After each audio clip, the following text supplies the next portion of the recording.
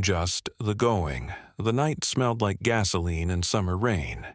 He drove with one hand on the wheel, the other holding a cup of coffee gone cold hours ago. No music, just the hum of the tires and the voice in his head saying, "Keep going." Out there, past the last neon sign, was something that might have been peace, or just another town. The road straightened out after the bridge. A dead coyote on the shoulder, a mile marker flashing past like a heartbeat. He didn't slow down. Never did. Somewhere behind him, there was a town that didn't remember his name anymore. Somewhere ahead, there was one that might. That was the deal. Keep moving, keep breathing. Pretend the miles mean something. He reached over and switched on the radio. Static. Then a preacher's voice, crackling through the dark. "You can't outrun yourself, brother." He laughed. A low, tired laugh. The sky was beginning to bruise with dawn. He could see the faint outline of mountains, or maybe just clouds pretending to be mountains. Didn't matter, he was headed that way anyway. He pulled into a gas station that looked like it hadn't seen a customer since the last war. One flickering light. A soda machine that hummed like a tired bee. The clerk was a kid, 16 maybe. Hair too long, eyes too old. "Morning," the man said. The kid just nodded, chewing on something invisible. He filled the tank, the pump coughing like it had a bad throat. The numbers climbed slow like they didn't really want to. "Where you headed?" the kid asked. "West," he said. The kid smirked. "Ain't nothing west but desert and ghosts." "Yeah," he said, "I know." He dropped a few crumpled bills on the counter. When he looked up, he saw a map taped to the glass wall behind the kid. Highways like veins, red pins like scars. One of them sat right where he was going. "Who marked that?" he asked.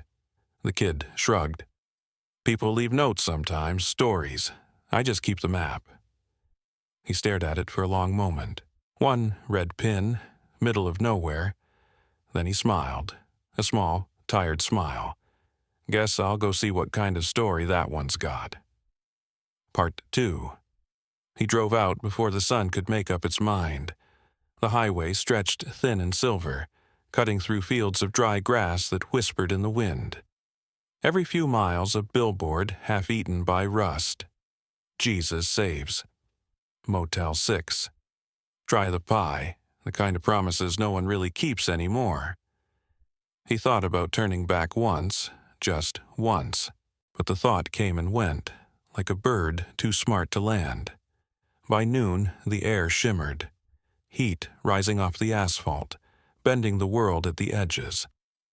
He passed an old woman walking on the shoulder carrying a plastic bag. He slowed, thought about stopping, didn't. In the rearview mirror she was still walking, like time didn't mean much to her either. He turned off the main road when the map folded in his mind. Gravel, dust, a road that might have been a road once. Somewhere out there, the land started to hum. Not loud, not something you could record. More like the earth remembering something you'd rather forget. He parked by a sign that had no words left on it. Just bullet holes and the ghost of paint. Cut the engine, sat there a while. The wind moved through the open window and brought a smell. Sagebrush, smoke, maybe rain. He whispered, "Well, here we are," though there was no one to hear it. He stepped out of the car. Gravel cracked under his boots, a dry, brittle sound. The heat pressed down, thick and steady, like a hand on the back of his neck. The land was open, too open. No trees, no houses, just a horizon that didn't care who he was or where he'd come from. He walked a little way down the dirt road, past a fence that led nowhere. Half a mile out there was a shack. Or maybe the memory of one. 4 posts, a roof caved in, a door that swung in the wind like it was keeping time with his heartbeat. Inside, nothing. Just dust, sunlight, and a single photograph nailed to the wall. A man and a woman, standing in front of a car like his, same model, same color. Someone had written on the bottom in faded ink, "We made it this far." He stared at it until the light shifted, until the picture looked like it might start moving, like the wind might carry the laughter right out of it. Then he smiled. Not the kind of smile you see, but the kind that just happens in your bones. He left the photo where it was, walked back to his car, started the engine. The road waited, quiet and endless. And as he drove, he thought, maybe this was the point all along. Not the place, not the map, not the pin, just the going, the hum of tires, the slow forgiveness of distance. Part 3. The gas ran low by evening. He could feel the car's pulse thinning, the engine whispering like it wanted rest. The sky turned bruised purple, clouds heavy with something that never came, maybe rain, maybe memory. He saw lights in the distance. Not a town, not really. Just a cluster of trailers huddled together like they were keeping each other warm. A neon sign buzzed over one of them. Eat, half the letters dead. He pulled in, parked between two trucks that looked abandoned decades ago. The diner was small, tin walls sweating from the heat inside. Smell of grease and coffee old enough to tell stories. A woman stood behind the counter. Hair tied up, eyes tired but steady. She looked at him like she'd seen him before, or someone who looked just like him. "Long road?" she asked. "Long enough," he said. She poured him coffee without asking. He took a sip, bitter, burnt, real. From the jukebox in the corner came a song he almost remembered. Something from before everything got quiet. "You passing through?" she asked. He thought about it. The map, the red pin, the photograph, the road. Then he said, "Maybe." She nodded, like she understood that word better than any other. Outside, the wind started to rise, brushing sand against the door. The sound of something beginning. Or ending. Hard to tell which. The bell over the door rang. That thin, tired sound of metal and time. A man walked in, tall, coat dusty, hat low. He nodded to the woman, then to the traveler. "Coffee," he said. His voice sounded like the road itself, gravel and silence. The woman poured without a word. The traveler watched him, and the stranger did the same. There's a kind of recognition between people who've seen too much sky. "You heading west?" the stranger asked. The traveler hesitated, then nodded. The man smiled, slow. "West don't stop, it just fades." They sat quiet after that. The jukebox clicked. The song changed. Something slower, older. A steel guitar crying like it missed somebody. The stranger pulled out a folded paper from his coat, a map torn in half. He slid it across the counter. "Picked this up off a guy in Yuma, said he was looking for someone. Might have been you." The traveler looked down. Same highways, same pins. Only now there was a name scrawled next to the one he'd seen before. Eleanor Ridge. He didn't move, didn't speak. Just stared at the ink, the way it cut through the dust. The woman said softly, "You gonna eat something, hun?" He blinked, looked up. "Yeah," he said. "Guess I am." Part 4. He ate slow. Eggs, toast. The kind of food that fills the space but not the silence. The woman wiped the counter with the same rhythm she'd been using for years. The stranger with the map had left. Just a few quarters lay beside his empty cup. "Eleanor Ridge," he said quietly, testing the name out loud. The woman glanced up. "She used to come through here," she said. "Long time ago, back when this place still had 2 waitresses and a working jukebox. What happened to her?" The woman shrugged. "What happens to everyone? The road takes what it wants." Then, softer, "Why? You looking for her?" He thought about lying, decided not to. "Maybe," he said. She poured him another coffee. "Then keep driving." She had a way of finding people before they found her. Outside, the wind had shifted, cooler now, carrying the smell of rain somewhere far off. He stepped outside, stood by his car for a minute, feeling the metal still warm from the day. The neon buzzed behind him, red and broken. The sign's reflection flickered across the chrome like a heartbeat trying to hold on. He looked west again. Always west. The map lay folded on the seat, the name burned into his mind. He didn't know what he was chasing. Her, a memory, or just the idea of something unfinished. He started the engine. The road took him back without a word. The next town didn't have a name, just a number on a green sign half swallowed by weeds. He stopped for gas, even though the tank was half full, habit more than need. An old man sat by the station door, rolling a cigarette with hands that shook but never spilled a grain. "Been a long drive?" the man asked. "Feels like it," he said. The old man nodded. "Ain't the miles that wear you down, it's what you carry with you." He didn't answer. Just watched the cigarette flare, a brief, perfect light in the dusk. By nightfall, he was on the road again. The radio picked up a local station for about 20 minutes, a talk show, then a country song about losing what you never really had. He let it play until the static took over. A few hours later, he pulled into a rest stop. A couple sat at a picnic table under a broken light, their car full of everything they owned. They were laughing, the kind of laugh that's too tired to be happy, but too alive to stop. "Where you headed?" he asked them. The woman smiled. "Anywhere better?"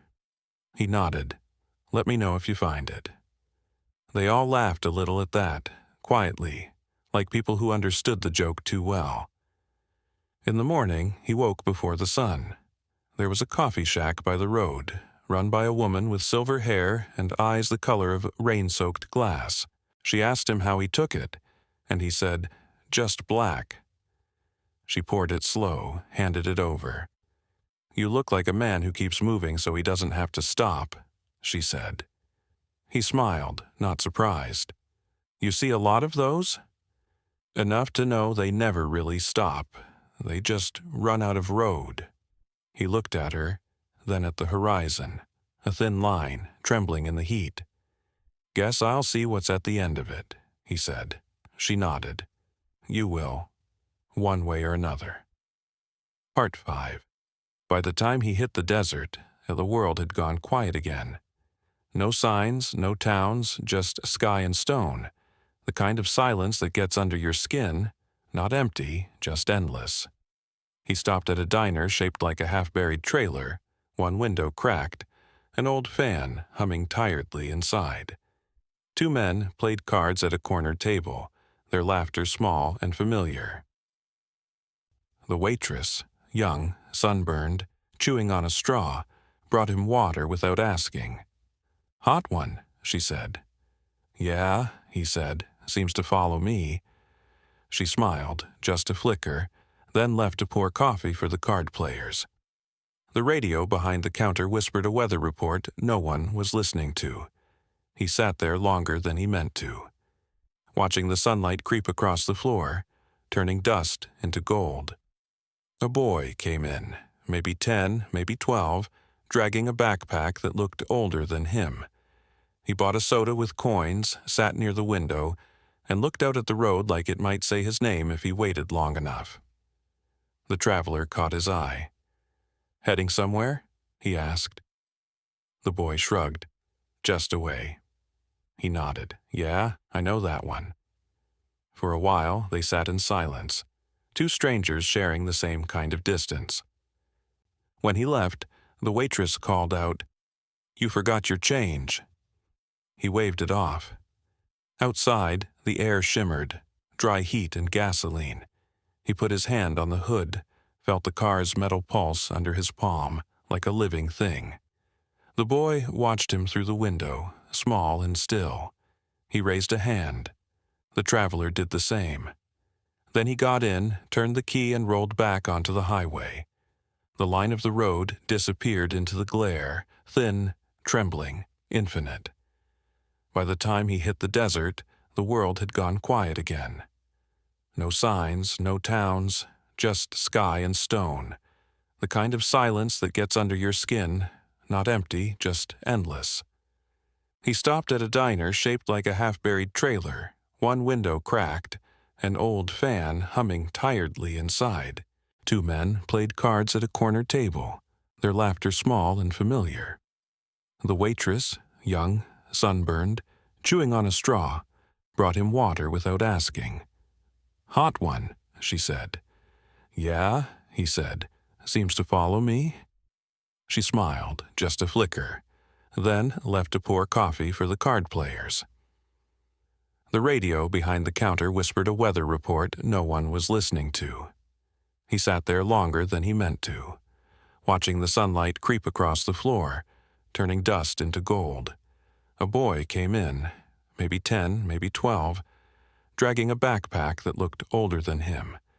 He bought a soda with coins, sat near the window, and looked out at the road like it might say his name if he waited long enough.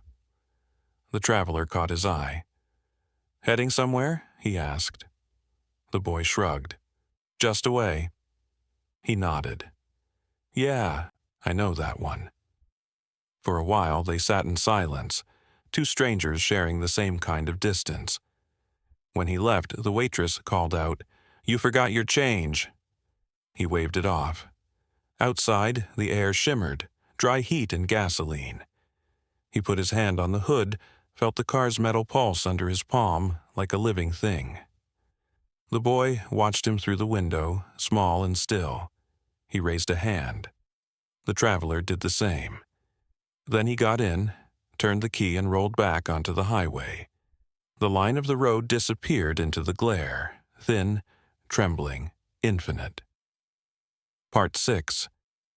He took the turn without thinking, just followed the faint smell of salt in the air. The road bent toward the west, narrowing between fields gone dry and fences that had long stopped keeping anything in or out. By late afternoon, the horizon broke open, a strip of silver water, trembling under the light. He rolled down the window. The wind that came through smelled like rust, seaweed, and something older, like the memory of rain. The town he reached wasn't much. A row of weathered houses, paint peeled by salt, a pier stretching into the gray water. A dog slept outside a store with a sign that said, "Ice and worms." He parked near the shore and just sat there a while, listening to the slow rhythm of the tide. People here moved differently. They walked as if they knew the sea could wait. He watched a fisherman mend his net, slow, patient. A woman sweeping her porch, humming. Time here didn't push, it swayed. He found a small cafe facing the water. 2 tables outside, a bell that rang soft when he opened the door. Inside, it smelled of coffee, salt, and fried fish. The woman behind the counter had gray curls and hands stained with lemon juice. She poured him coffee without asking. "You just passing through?" she said. He looked out at the waves. "Guess so." "Everybody says that," she said, smiling. "Some of them stay anyway." He nodded, took a sip. The coffee was stronger than it looked. Outside, the wind carried gull cries, stretched thin over the sound of the surf. For the first time in a long while, he didn't think about the next town. Didn't think about miles or maps or names. He just sat there, watching the water move. The world, for once, wasn't asking anything of him. He left before dawn. The town still slept. Even the gulls hadn't found their voices yet. The road out ran close to the water, tracing the edge of the land like a secret you keep repeating to yourself so you don't forget it. He didn't look back. Not out of pride. There was just nothing to look back to. The sea stayed beside him for a while, glimmering in the corner of his eye, a long blue witness. Then it slipped away behind the dunes and was gone. He felt lighter for a mile or two, then heavier again. At a gas station near the highway, he filled the tank and bought a map he didn't need. The clerk was reading a newspaper, didn't look up once. In the parking lot, he watched the first light hit the windshield, that thin, trembling gold that makes everything look almost forgiving. He drove north this time. The air turned cooler, the trees taller, their shadows stretching long across the asphalt. He passed through towns with names he couldn't remember 5 minutes later. Each one had the same things: a diner, a church, a boarded-up store, a kid on a bike chasing nothing in particular. Somewhere along the way, he realized he wasn't chasing anything either. The road wasn't a path anymore. It was just where he lived. When night came, he pulled over by a rest area overlooking a valley. The lights below looked like constellations trying to remember how to be stars. He leaned against the car, listening to the hum of insects, the soft ticking of the engine cooling down. He thought of the sea, the people, the map, the woman's smile, the silence between songs on the radio. All of it blurred together, a kind of quiet that didn't hurt anymore. He closed his eyes. Tomorrow would come like all the others, gently, without asking permission. And when it did, he'd drive.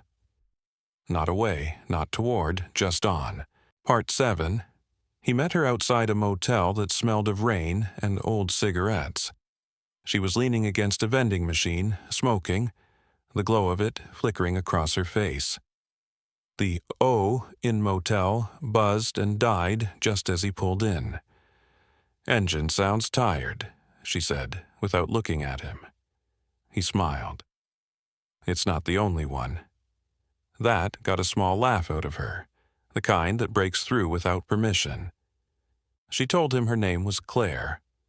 Or maybe it wasn't, the kind of name people use when they don't want to be found later. She said she'd been hitching rides south, chasing a job that probably wasn't waiting for her anymore. They sat on the curb, passing a bottle of warm soda between them. The air smelled of asphalt and wet dust. A train moved somewhere far off, dragging the night behind it. "You ever stop?" she asked.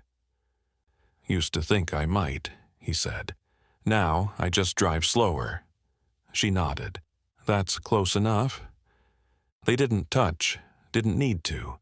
Just sat there, side by side, two lines crossing for a single moment before each went its own way again. When the sky started to lighten, a thin gray edge over the rooftops, she stood, brushed off her jeans. "Well," she said, "looks like we made it this far." He almost smiled at that. The same words he'd seen once on a photograph, nailed to a wall in a house that wasn't his. She stuck out her hand. He shook it. Then she walked toward the road, thumb out, hair catching the first light. He watched her go until the truck stopped, until she climbed in, until she was gone. Then he turned back to his car. The engine caught on the first try. He drove off without hurry, feeling for the first time in a long while that maybe the road wasn't empty, just quiet. Night came slow, dragging purple and silver across the sky. He took the long road by the coast, headlights sweeping over the guardrail, the sea whispering just beyond it.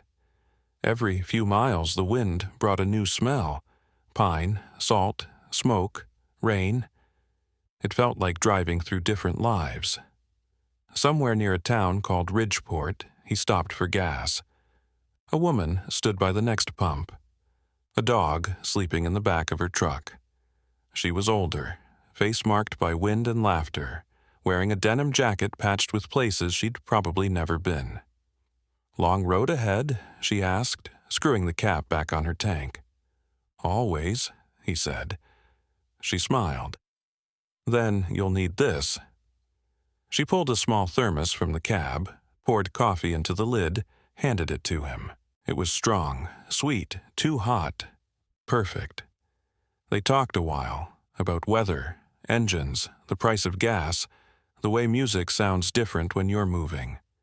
Nothing deep, nothing that would stay.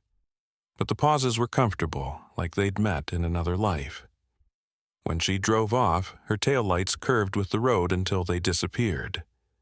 He stood there a moment longer, sipping the last of the coffee, tasting the burnt sugar in the sea. Then he got back in. The engine caught, steady as a heartbeat. The radio hummed to life with a song he didn't know but somehow already remembered. He turned it up and drove. The sky ahead was pale and open, like a promise you don't quite believe but follow anyway. Part 8. He crossed the state line sometime before dusk. Didn't notice it at first, just a crooked sign half buried in dust. Bullet holes punched through the word welcome, but the light changed. Everything felt heavier, quieter, like the road itself was holding its breath. The town's name was Brenton. He read it off a faded water tower that leaned toward the highway as if trying to listen. Main Street was one long sigh, a hardware store, a barber shop, 2 empty windows for rent. He parked in front of a diner with a neon sign that buzzed a little, like it was afraid of the dark. Inside, it was clean but tired. A few regulars sat at the counter, eyes fixed on coffee cups that had long gone cold. He took a booth by the window. The waitress came over, not young, not old, hair tied back with a pencil. "What'll it be?" "Coffee," he said. Then, after a pause, "Pie, if you got any left." "Always do," she said, with the kind of smile that didn't reach her eyes but tried anyway. Outside, the wind pushed dust down the street, lifting bits of paper like ghosts looking for somewhere to rest. He watched them spin in the yellow light of a street lamp. When the pie came, it tasted like cinnamon and something almost like home. He asked the waitress how long she'd been there. "Too long," she said, "or maybe just long enough." He nodded, and she walked away. The bell over the door rang once, and for a moment he thought someone he knew might walk in. But no one did. When he stepped back outside, the air had changed. Cooler, edged with the smell of rain that never came. The town looked different under the streetlights. Same buildings, same silence, but now the road didn't seem to be waiting for him. It just lay there, patient, like it had seen too many people come and go to care anymore.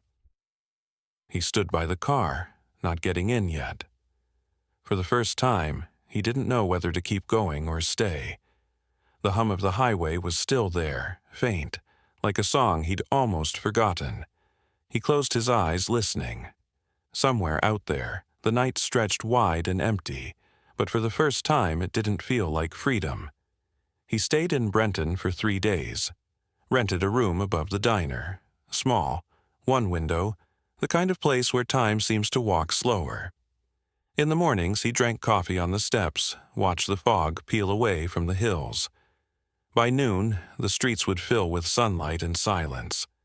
He helped the mechanic next door one afternoon, holding tools, wiping grease from his hands.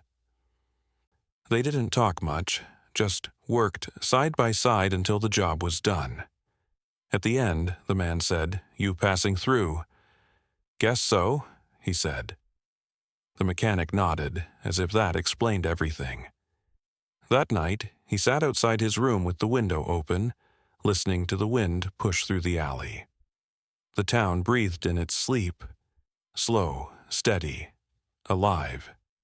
He thought of all the roads he'd taken, all the places that blurred together. They weren't destinations anymore. They were just ways of remembering movement. On the 4th morning, he packed.